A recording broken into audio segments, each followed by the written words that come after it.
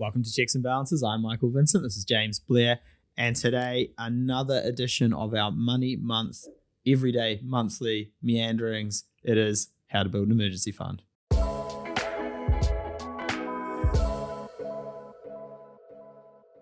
Month. Yeah, I money. went for the alliteration. Did it hit? Ravi's shaking his head. Anyway. All right, guys. So today, how to build an emergency fund and what is it used for? James, I know you love an emergency fund.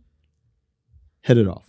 Cool. So far we've spoken about goal setting and budgeting, right? Goal setting fun, budgeting, maybe not that fun, but you can kind of see the purpose. Yeah. A good financial plan has three key components to it. Our goals, what do we want for the future? How are we going to grow our wealth? But then how are we going to protect our wealth? There's lots of aspects to a good protection strategy. Yeah. But a really important part is life's going to go wrong at some point. Yeah. You know, somebody's going to get sick. Your car's going to break down. You're going to have to go overseas to see family.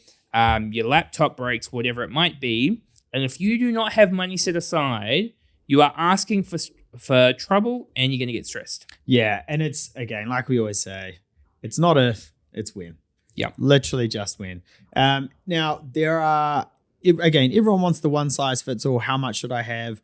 You know, what percentage should I have as savings? You know, and with the emergency fund, it's a little, you know, it's really based on your expenses, your income, and then a little bit around, you know, your family position and your household position as well. But generally, we say 3 to 6 months worth of expenses is good for an emergency fund. Yeah. The question is, like, where to start and kind of where should that money be going as well. So the most important thing to start with is you want to find $1,000 as fast as you possibly can and set that aside. I would prioritize that. Like if you've got credit card debt, personal loans, car loans, I don't know, owe the mongrel mob some money, whatever it might be, you want to first make sure you're setting aside $1,000. Maybe not the mongrel mob. I might pay You'd pay first, them? but anyway, yeah. Okay. If you like walking, yeah. Okay, yeah. If you enjoy kneecaps, yeah. Are they a requirement? No. Yeah. So the $1,000, you know, maybe you're selling some stuff in your home that you don't need. Maybe it's your first lot of spare money from the next paycheck, whatever it might be. But you need to have something set aside. Otherwise, it's just way too stressful of a way to live. And trust me, we've all been there when you don't have that cash set aside and you're thinking about, oh, the dishwasher's going to break, or I can hear it ticking in the car, but I'm not going to address it because I don't have the money set aside. Yeah. Setting something aside to start with. Yeah. Now, once you've got that $1,000 set aside, then we probably go, well, there's something there. Let's switch tact a little bit and go, is there anything else that needs to be dealt with? Yeah. If you've got credit card debt and it's at 15, 20%, potentially higher, that needs to be the next priority. We need to be chunking away at that credit card debt, and we'll talk about paying down debts in another episode, but we need to be clearing off those debts because the interest costs are too high and it's very hard to get out of that cycle. Yeah. Then, like you said before, Mike, we need to start building up money to make sure that we've got ideally 3 to 6 months of expenses, depending on your situation. We'll talk about that in a second, so that, you know, you're financially in a very strong position. Whatever life throws at you, you're going to be okay. Mike, my question to you is, where should we be putting that money? Now, this is a really good question. So you can, generally speaking, it should be in cash, right? Like there is, people say, oh, I'll put it in, you know, oh, the credit card works, I'll do this. No, it needs to be in cash. In a high interest rate environment, I'll let you have it in an offset account or a revolving credit account, because you are not paying interest on the portion of your savings there. But generally speaking, we would ask people to keep it in cash in a savings account. It needs to be accessible. Don't put it in a term deposit, because it's going to take a while to break that term deposit, and life doesn't go wrong and then go, oh no, that's cool, just hold Give the me bill 30 for days. 30 days to get this thing out. This isn't about making money off this. This isn't about, some phenomenal investment return. This is just your bottom of the barrel money so that when you can break glass, when stuff goes wrong, and you've got some money. Yeah, on the revolving credit piece, I'm keen to get your thoughts here, Mike. Buyer beware with the revolving credit if you're going to use that as your facility.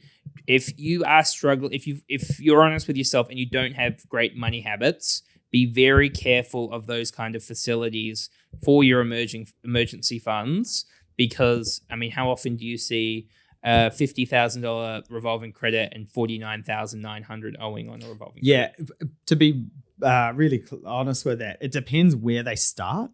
If I give someone a $50,000 revolving credit when they take out a loan and it's at $50,000 and it's zero, they have $50,000 available, chances are it will be, almost it'll paid off in a year later when we review it. It's if I say to someone, okay, we're going to give you $50,000 and you're going to regularly contribute to that account and build it back up so that it zeroes out and it's full in a year's time. That's when it's usually still negative, because they look at it and go, I'm not getting anywhere. I'll just keep spending the money. It's that psychology of money thing. So if you've got the cash sitting there and you can take out a chunk of your mortgage, put it on revolving and put that cash straight in, I think you're far more likely to not spend the money, because you're like, I'm going into debt now to do this, and you can see it in your bank account. Yeah, so when it comes to where that money should go, does depend on your situation, but access to the money is key. Do not put it into shares. Do not put it into term deposit. Do not put it somewhere where you can't get access to the money straight away. Yeah.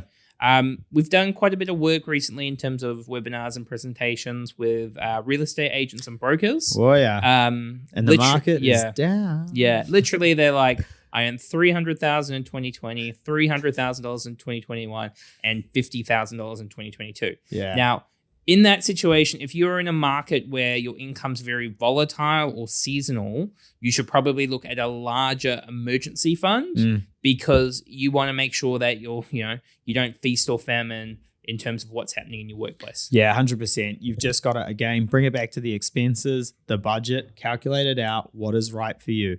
If you are commission only, catch and kill, and you've got 3 months emergency fund, I'm sorry, that's probably too little. You're probably going to need some more. Yeah, cool. Okay, so let's think about actions for an emergency fund. First action is, where are you going to put your emergency fund? Where's the right place for you? Most people, it'll probably be a savings account. Like Mike said, it might be a floating loan or an offset potentially, but work out where your emergency fund should go. If you don't have $1,000 set aside, find $1,000. You got to rob a bank? We call it robbing banks, Mike? Yeah.